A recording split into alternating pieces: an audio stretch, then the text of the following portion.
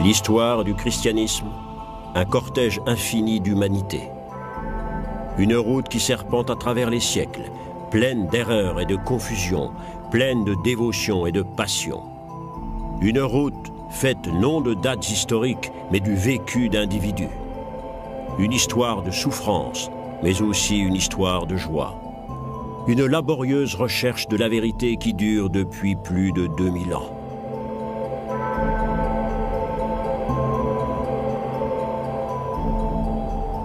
À la fin du XVIe siècle, le conflit entre protestants et catholiques était à son comble. Et pourtant, en dépit de la terreur et de la guerre, une nouvelle ère culturelle bariolée apparaissait. C'était l'aube de l'ère baroque.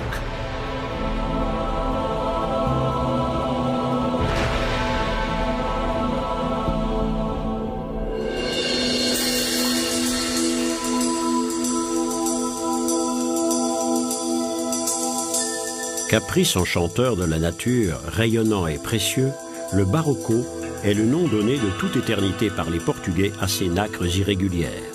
Ce nom allait devenir celui de toute une période culturelle, le baroque.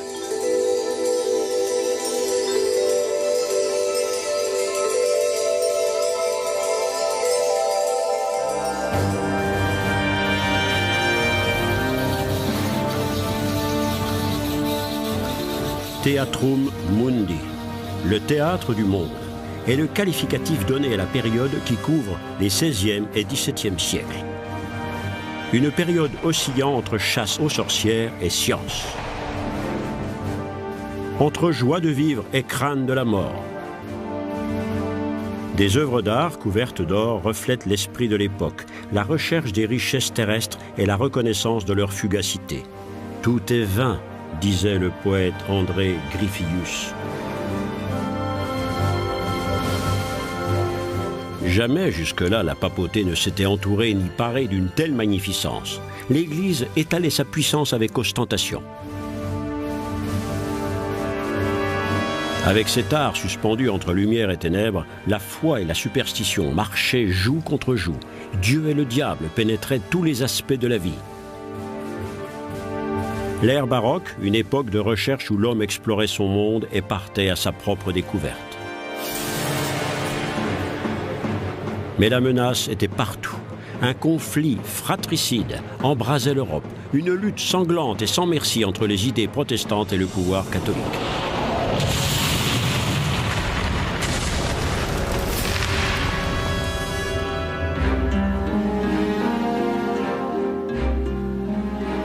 Memento mori, souviens-toi de la mort, était le mot d'ordre d'une société turbulente, dominée par la crainte individuelle de la mort.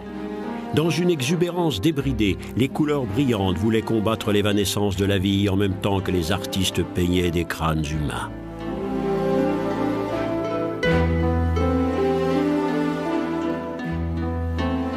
L'art posait le décor d'un théâtre vivant, conçu pour donner l'illusion d'un monde parfaitement ordonné, un monde où la mort, bien que cachée, n'était jamais loin.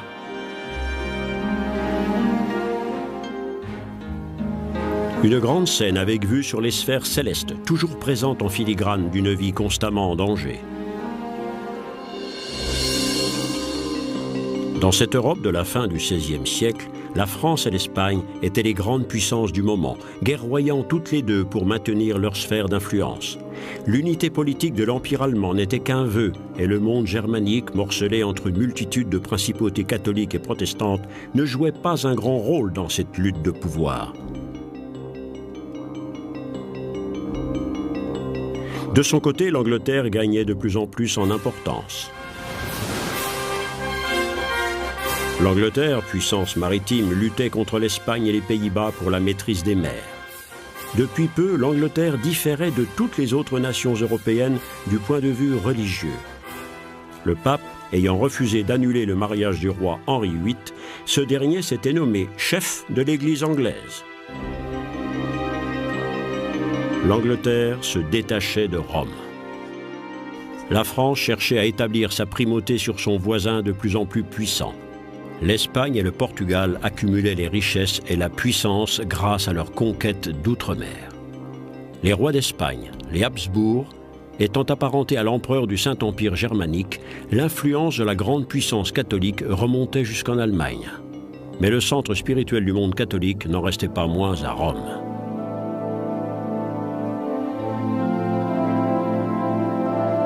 Au début du XVIIe siècle, après des décennies de travaux, la cathédrale Saint-Pierre de Rome était consacrée. Cette église symbolise, comme aucune autre, la confiance de la papauté et sa revendication de puissance. Aujourd'hui encore, le visiteur est époustouflé par les énormes dimensions de l'édifice, une démonstration de la puissance de l'Église.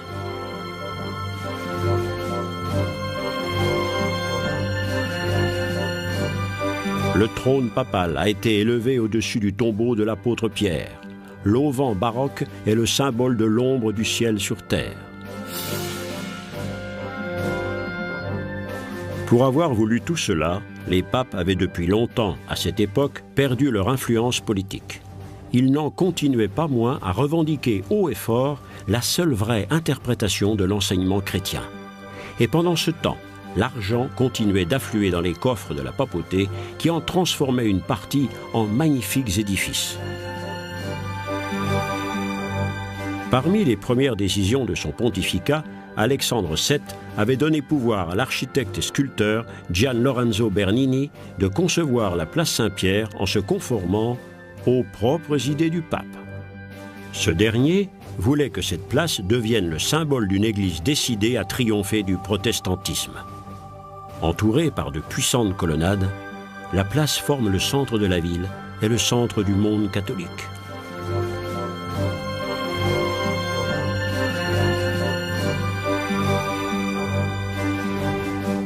Aujourd'hui encore, ce lieu est le plateau sur lequel la papauté se met en scène. 2 fois par an, à Noël et à Pâques, c'est de cette place que le pape lance sa bénédiction dite Urbi et Orbi à la ville et au monde.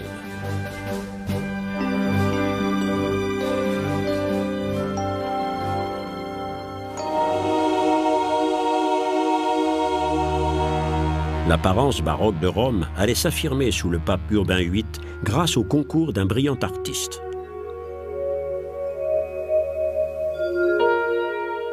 Gian Lorenzo Bernini, dit le Bernin, était un homme aux talents multiples, tout à la fois sculpteur, architecte, peintre et illustrateur.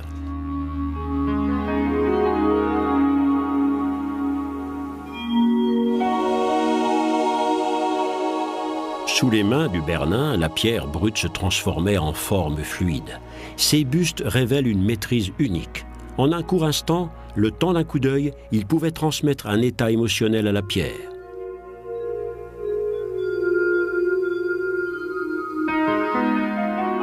C'est ainsi que le Bernin immortalisait son bienfaiteur, le pape Urbain VIII.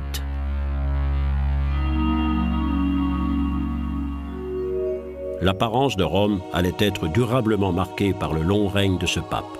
Son ami le Bernin concevait des places d'où partaient en étoiles des avenues qui s'enfonçaient profondément dans le corps de la ville.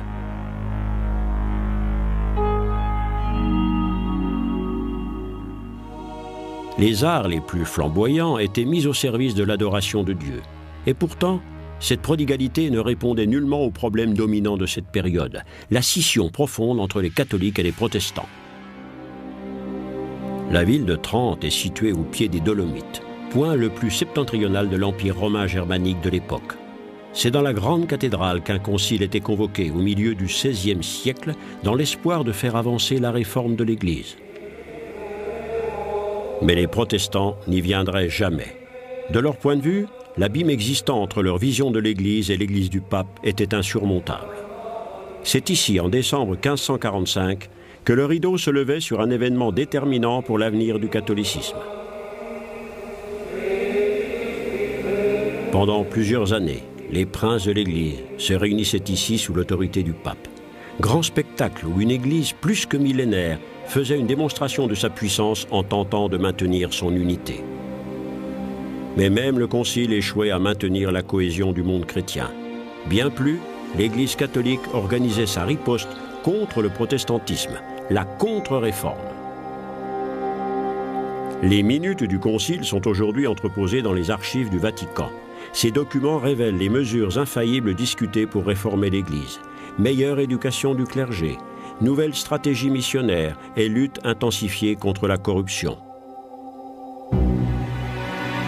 Un jeune gentilhomme espagnol allait devenir la force incarnée de la contre-réforme. L'Église de Jésus à Rome a spécialement été élevée pour honorer sa mémoire. Ce cercueil contient toujours les restes mortels de l'homme qui a le plus influencé l'avenir de toute l'Église catholique, Ignace de Loyola.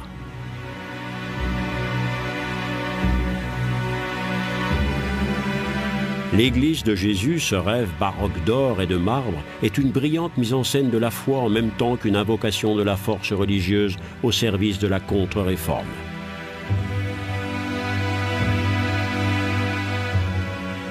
Qui était cet Espagnol que l'Église catholique révère encore aujourd'hui comme un saint? Il était représentatif des jeunes nobles de son époque, le prototype de l'officier fier à bras. Un homme qui vivait de la guerre et s'épanouissait dans une vie de joyeux luron entre deux batailles. L'incroyable légende de saint Ignace de Loyola commençait, elle aussi, dans les tavernes malfamées et sur les champs de bataille.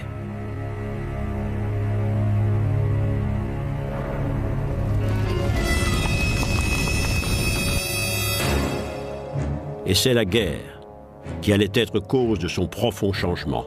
Ignace, ayant été blessé par un boulet de canon, il avait fallu lui refracturer une jambe qui s'était mal ressoudée. L'affreuse douleur et les ineffables souffrances étaient une expérience de réveil spirituel douloureuse.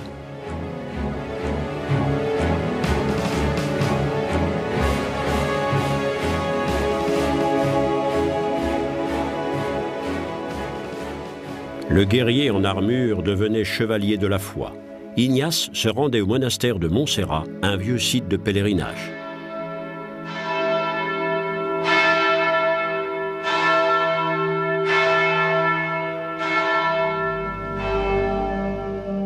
C'est au milieu de cette campagne grandiose du nord de l'Espagne qu'il recevait la vision décisive. Il allait fonder un ordre qui ne se consacrerait qu'à la réforme de l'Église. Ces soldats de Dieu devaient voler à l'aide du pape en s'engageant dans la bataille contre les protestants. Le serment solennel de Montmartre, en 1534, était l'acte fondateur de la Société de Jésus. Cette armée spirituelle n'avait pour arme que sa foi profonde, un haut niveau d'études et une discipline militaire. Les jésuites étaient les moines soldats du catholicisme. Les exercices d'apprentissage spirituel pour renforcer la volonté étaient écrits par Ignace lui-même. Le pouvoir étant inaccessible sans la connaissance, les jésuites privilégiaient les études universitaires. C'est grâce à des esprits élevés et des arguments convaincants qu'ils voulaient séduire le monde. Ils acquéraient bientôt une influence politique étendue. En 1540, le pape adoubait officiellement l'ordre des jésuites. La Société de Jésus serait une arme puissante de la contre-réforme dans la bataille contre le protestantisme. L'ordre des jésuites s'était aussi étendu en Allemagne et commençait à influencer l'architecture des églises. Le style baroque devenait l'incarnation de l'architecture jésuite. Des maîtres artisans inspirés allaient créer des œuvres dont la restauration, quelques siècles plus tard, nécessite de faire appel à des maîtres artisans modernes de grandes compétences. Le plus grand soin et la connaissance des anciennes techniques sont seuls aptes à faire rayonner de nouveau le sourire de cet ange baroque.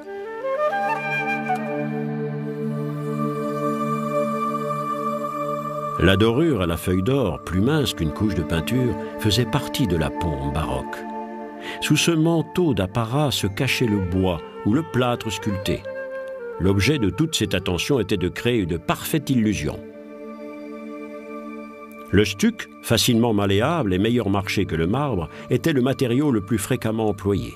Seul il permettait la réalisation de ces formes complexes données aux hôtes célestes. Un âge d'or pour les restaurateurs qui redonne vie à notre passé baroque.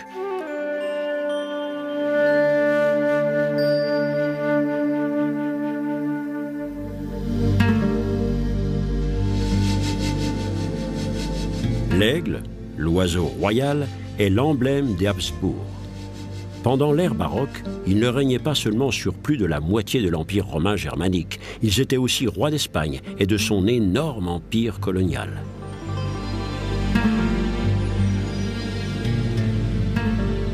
Posé comme un colosse en pierre sur les hauts plateaux de Castille, l'Escurial était le centre de cette grande puissance catholique. Cette construction ressemblait plus à un cloître ou à un mausolée qu'à un palais. Philippe II, qui avait fait construire cette sombre résidence, était un fanatique adversaire de la Réforme. Ses contemporains le décrivent comme un père soucieux de ses enfants et un homme impitoyable envers ses ennemis. C'est dans la crypte, au cœur de l'Escurial, que reposent les membres de la famille de Philippe. Philippe II d'Espagne, ce roi solitaire vivant au milieu de ses morts, était l'homme le plus puissant de son temps. Toujours austère et vêtu de noir, c'est d'ici qu'il gouvernait son immense empire, la superpuissance européenne. Toujours plongé dans la lecture de la Bible, il se confessait chaque jour.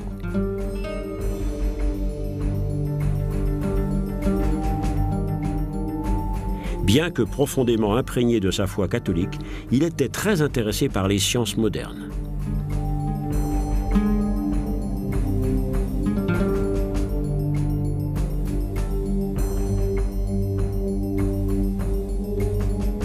Philippe prenait ses devoirs royaux très au sérieux. Chaque jour, pendant 8 heures, il dictait à ses secrétaires les dépêches et les lettres qu'il avait préparées au cours de la nuit. Son action représente des montagnes de papier qui retracent toutes les étapes de sa politique et l'accomplissement de ses deux objectifs majeurs, la domination de l'Espagne et le rétablissement de l'unité catholique de l'Europe. Mais le rêve de Philippe s'abîmait dans une série de revers. Sa tentative d'envahir l'Angleterre échouait lamentablement. Sa grande armada, la plus puissante force maritime de son temps, se débandait et disparaissait aux 3/4 dans les vagues de la mer du Nord. Aux Pays-Bas, protestants et catholiques se rebellaient contre leur maître espagnol. Philippe emportait dans la tombe sa vision d'un grand empire européen. Isolé et amer, Philippe II mourait en 1598 dans son puissant palais. Pendant les dernières années de sa vie, son confesseur n'avait pas le droit de le quitter. Le roi craignait par-dessus tout de mourir dans le péché. Philippe II, le puissant dirigeant, avait, toute sa vie, tenté de préserver le Moyen-Âge.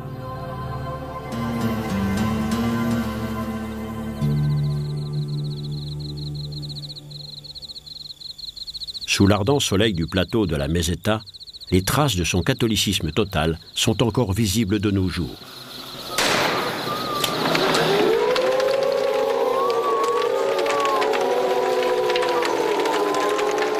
La procession du Corpus Christi, au sud de Madrid, est une tradition baroque qui a survécu jusqu'à nous. Le ciel et l'enfer, l'humilité et la fierté, la vertu et le vice deviennent figures allégoriques dans ce carnaval de la foi catholique. Qualifié par le célèbre auteur espagnol Calderón de drame ecclésiastique pour édifier le peuple, c'est un théâtre de pantomime qui incarne les plus profondes valeurs catholiques.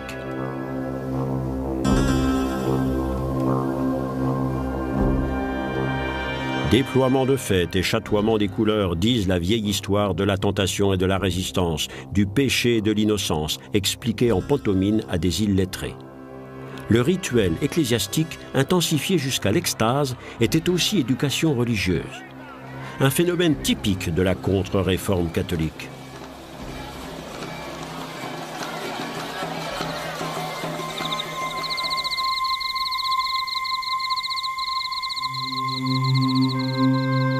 Ce que Philippe voulait, et que le Titien a couché sur un tableau, c'était une Espagne fière sauvant la religion. Ce ne serait finalement qu'une illusion.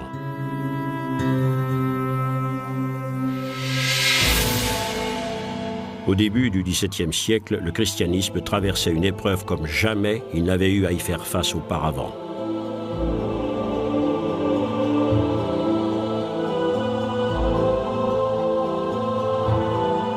Deux églises professaient maintenant leur croyance en Jésus-Christ et le Nouveau Testament.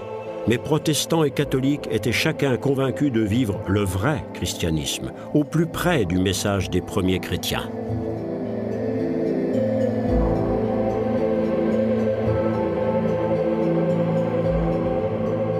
Pendant des siècles, cet affrontement amènerait les guerres, l'intolérance et le fanatisme. Il serait la source de l'oppression de pieux individus qui ne désiraient qu'une chose, vivre leur foi chrétienne, leur foi, alors que les autres essayaient de les convertir par la force brutale.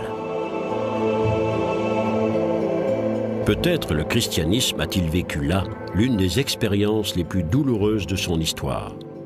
L'histoire et le chemin parcouru en commun se partageaient en deux courants qui allaient développer chacun ses propres traditions culturelles.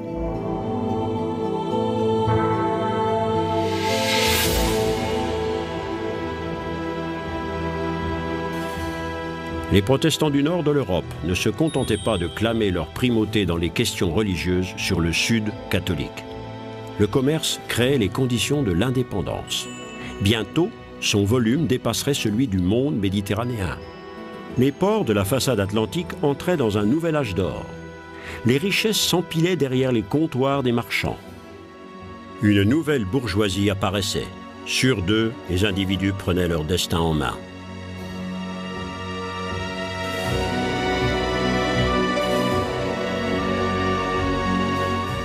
Ici aussi, de riches marchands favorisaient les arts.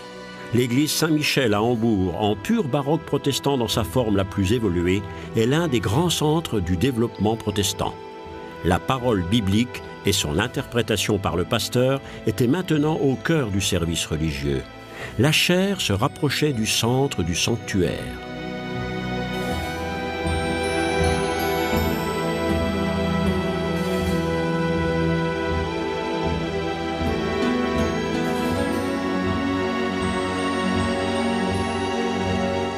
L'intérieur de l'église Saint-Michel ressemble un peu à un amphithéâtre.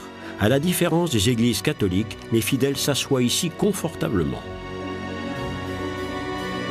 Toute la concentration va à la parole biblique et au sermon.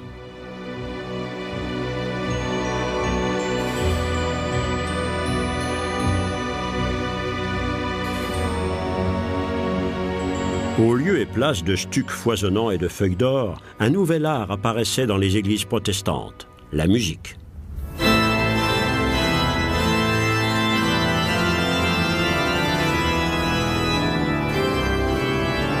Jean-Sébastien Bach composait des œuvres liturgiques magistrales pour le culte protestant. Compositions pour orgue, cantates, passions, arrangements de polyphonie chorale, un opus grandiose illustrait le message de l'Évangile et la Bible avec des sons. La foi protestante devenait musique.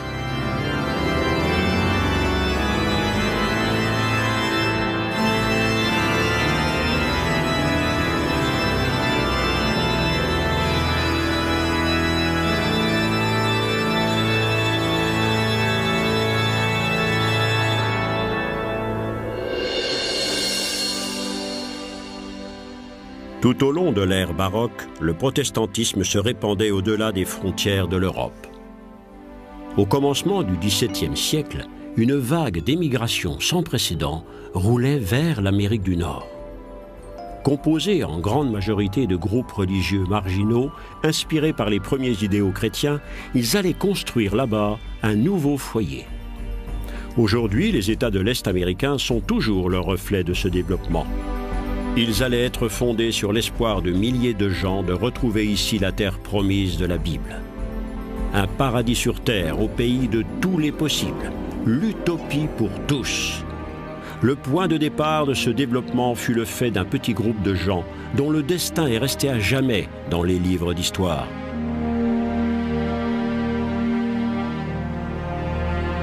En septembre 1620, 18 familles quittaient le port anglais de Plymouth à bord du Mayflower. Ces premiers colons en partance vers l'Amérique du Nord nous ont laissé la description de leur état d'âme. Nous nous sommes enfuis dans le désert. Dieu a poussé nos cœurs à fuir. S'appelant eux-mêmes les pèlerins, ce groupe religieux allait maintenant pouvoir mettre ses idéaux en pratique.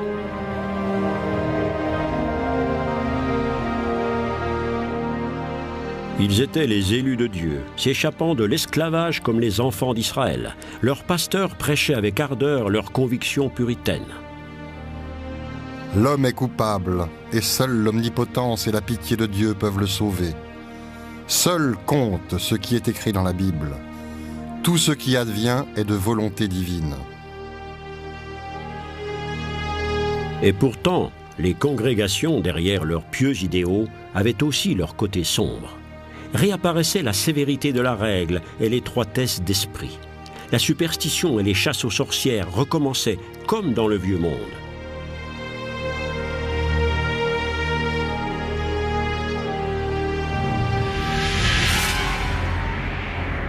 Le ciel et l'enfer, la foi et la superstition avaient profondément imprégné les âmes de l'ère baroque.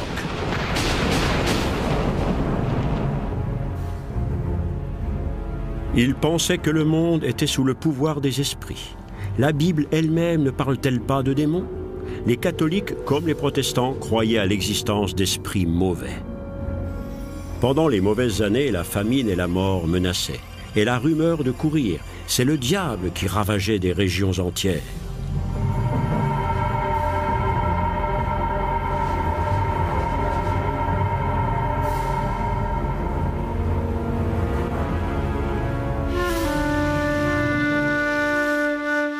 Dans les populations rurales particulièrement, la foi et superstition se combinaient jusqu'à former d'étranges croyances. La nature était aux mains de pouvoirs surnaturels et les individus étaient entièrement à leur merci.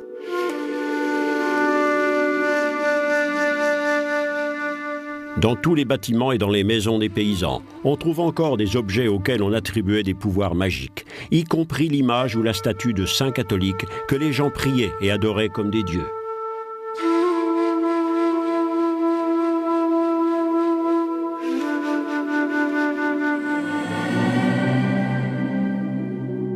Chaque problème devait être soumis à un saint bien précis, selon une procédure spécifique, une espèce de rituel d'exorcisme. Port à votre droite, et le mal fera loi. Port à votre gauche, de joie ne serait pas privé. Le porc était l'animal de l'oracle, celui qui suivait le vagabond aux yeux flamboyants. Les gens craignaient cet animal, même s'ils le nourrissaient.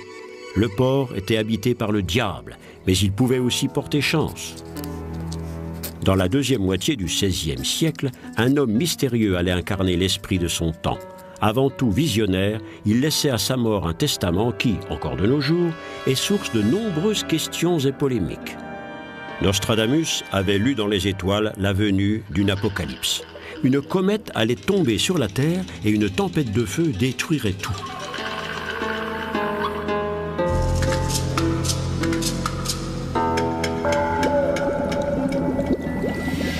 Médecin de profession, Nostradamus allait devenir célèbre pour une potion qu'il avait inventée pour combattre la peste. Mais Michel de Nostredame faisait à la fois pratique de décoction et cherchait la pierre philosophale.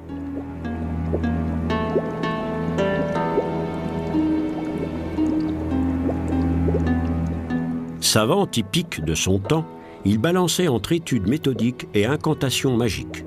Ses activités d'alchimiste étaient mal vues de l'Église, mais il s'acquérait le soutien des puissants. Catherine de Médicis, reine de France, était tombée sous le charme du prophète. Cette reine de France allait plonger le pays dans une horrible guerre civile, jetant l'un contre l'autre les catholiques et les huguenots, comme s'appelaient les protestants français. Dans la nuit de la Saint-Barthélemy 1572, des milliers de protestants étaient assassinés à Paris, sur ordre de Catherine. Ce massacre était le prélude d'un siècle d'oppression entrecoupé d'une période de tolérance à la fin de laquelle les protestants étaient finalement chassés de France. Ils émigraient aux Pays-Bas et dans le nord de l'Allemagne, où leur était accordée la liberté de culte. À Bad Karlshafen, sur la rivière Weser, environ 4000 huguenots en exil s'installaient, apportant avec eux tout leur savoir-faire d'artisans expérimentés. Sens de l'urbanisme, architecture savamment ordonnée, tout droit sorti de la planche à dessin baroque, Bad Karlshafen allait devenir un centre de commerce florissant. Les dirigeants protestants d'Allemagne espéraient bien que les Huguenots donneraient une nouvelle impulsion aux affaires. D'autres centres allaient ainsi se développer dans ces États.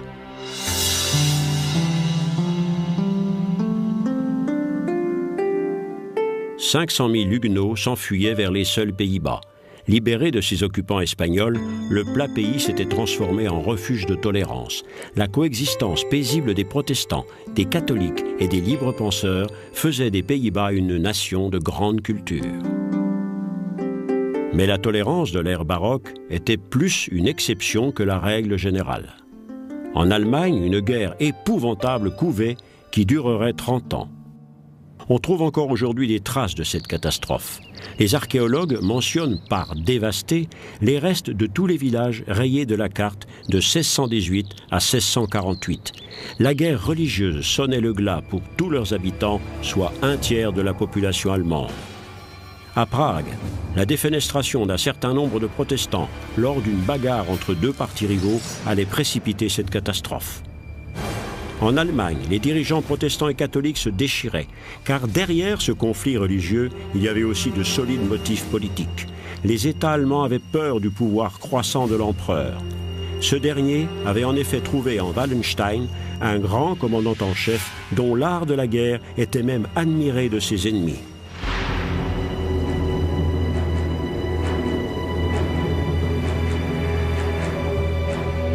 Les batailles pour la terre, le pouvoir et la religion prenaient une nouvelle dimension dans l'horreur.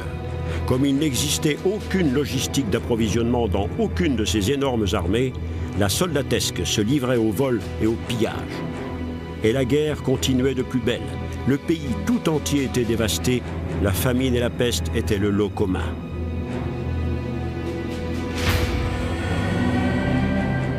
Cette guerre de 30 ans allait être la plus grande catastrophe ayant jamais touché l'Europe.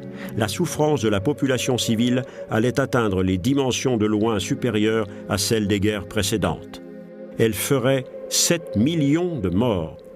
Des centaines de milliers de personnes abandonnaient maisons et foyers par crainte des soldats en maraude. La paix ne retombait qu'avec l'épuisement total de tous les partis, sans vainqueur ni vaincu.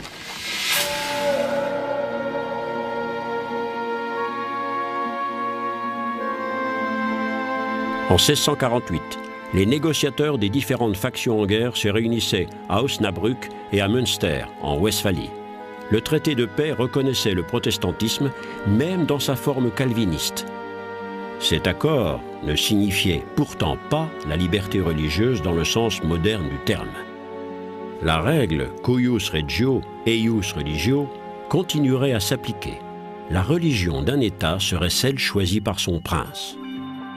À la fin de la guerre de 30 ans, toutes les nations méditerranéennes restaient catholiques, alors que toute l'Europe du Nord était devenue protestante. L'Angleterre conservait son statut particulier. Le roi ayant fait scission d'avec le pape, l'Église anglicane avait développé son propre protestantisme.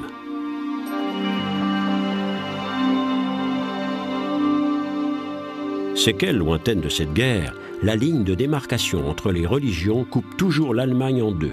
Le Sud est majoritairement catholique, alors que le Nord et l'Est sont majoritairement protestants.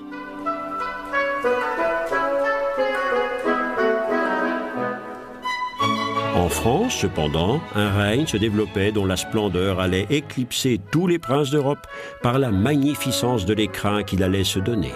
Versailles. Ce château était le théâtre voulu par une monarchie qui resterait dans l'histoire sous le qualificatif d'absolutiste. Rien ni personne, à part Dieu, ne pouvait se placer au-dessus du roi, ce que Louis XIV traduisait par « l'État, c'est moi ». Louis obligeait l'aristocratie française à prendre résidence à Versailles, faisant ainsi étalage de sa puissance et en état de l'exercer pleinement. Presque 40 000 personnes s'affairaient à l'entretien de cette énorme cour. Les princes de l'Europe regardaient avec envie vers la France et la fameuse Galerie des Glaces et essayaient d'imiter ce style plein de grâce et de noblesse. Architecture, peinture, musique, danse, jeux d'eau, Versailles était une immense académie des arts. Et au cœur de cet immense écrin régnait le roi Soleil, Louis le XIVe, le maître absolu. Derrière cette apparente extravagance et dans les senteurs de parfums luxuriants se prenaient aussi d'importantes décisions politiques. Appliquant à la lettre le principe d'absolutisme, le roi s'attachait chaque jour un peu plus les grands personnages de son royaume. Le lever du matin devenait un rituel. La chambre de Louis était un lieu public. Y être admis était un grand honneur. Quand le roi ouvrait les yeux, tous devaient être présents pour le servir. Qui remettrait son mouchoir au roi? Qui lui donnerait sa chemise? La plus petite attention du roi déterminait le rang d'un courtisan. Cette toilette matinale n'avait cependant rien de très hygiénique. À cette époque, on avait encore peu pris le goût de l'eau. Le roi absolu s'occupait également des affaires religieuses. Un roi, une loi, une foi. Telle était l'équation politique de Louis. Il annulait la liberté religieuse donnée aux protestants par Henri IV. La belle-sœur de Louis, Lise de Palatinat, allait être un témoin précieux des faits et gestes à la cour du grand monarque catholique. Lise avait été mariée au frère de Louis, un mariage de convenance politique. La noble Allemande était isolée à la cour de France. Déversant son désespoir dans les innombrables lettres qui partaient vers sa vaste parentèle, elle y faisait une description unique de la vie intérieure de cette cour. La princesse cultivée correspondait aussi avec les grands savants et portait un regard critique sur les grands problèmes de son temps.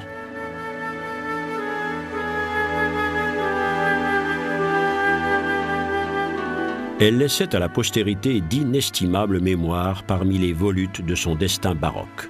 Ces 60 000 lettres étaient la réflexion d'une femme profondément intéressée par son époque. Il est très ennuyeux de voir ce que font les prédicateurs. Pourquoi les chrétiens doivent-ils tant se détester? Les religions chrétiennes doivent se considérer comme ne faisant qu'une, et elles doivent permettre aux chrétiens de s'épouser et de choisir leur église, sans trouver qu'il puisse y avoir mal à cela. Ce serait mettre plus d'unité parmi les chrétiens.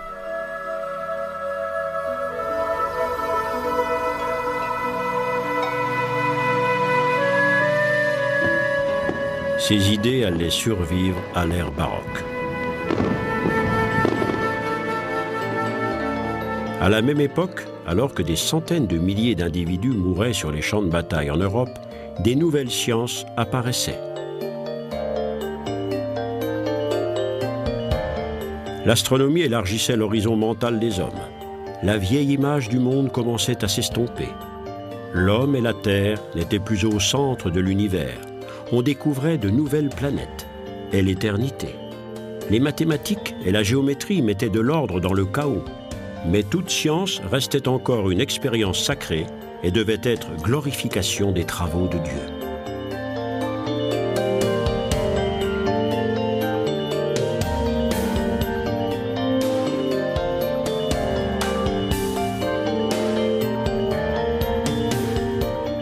L'invention sensationnelle du microscope apportait une nouvelle compréhension de la création de Dieu.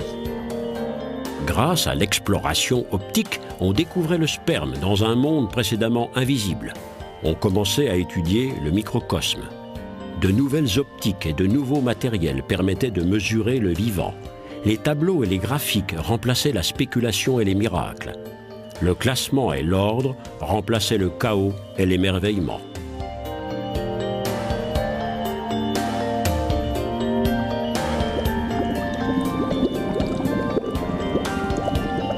L'alchimie, vieille science médiévale, vivait ses dernières heures. Trop longtemps étouffée, la croyance en l'omnipotence de la raison triomphait.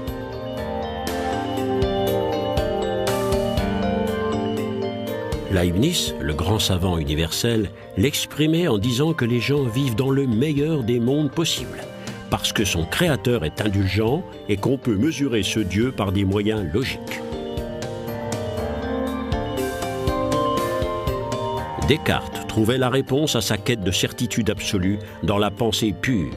Cogito ergo sum. Je pense, donc je suis. Il exprimait ainsi toute la confiance de la philosophie baroque en la raison humaine.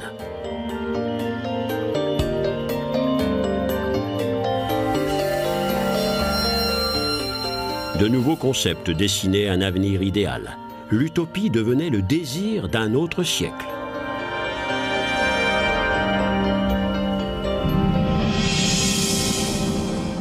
les continents les plus lointains étaient découverts les uns après les autres. La nouvelle vision du monde allait être une nouvelle étape pour le christianisme. Des jésuites partaient en mission jusqu'au Japon. Les naturalistes se frayaient un chemin au milieu des forêts les plus denses, les plus impénétrables. Une religion rencontrait d'autres dieux.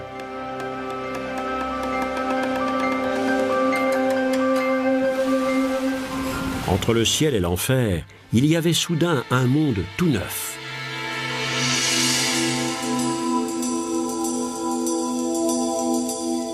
Barocco, l'irrégulier, l'anacre des profondeurs avec son miroitement de forme et son modelé naturel. Un petit trésor dont la beauté nous séduit au premier coup d'œil. Telle était la période baroque, fascinante et mystérieuse à la fois.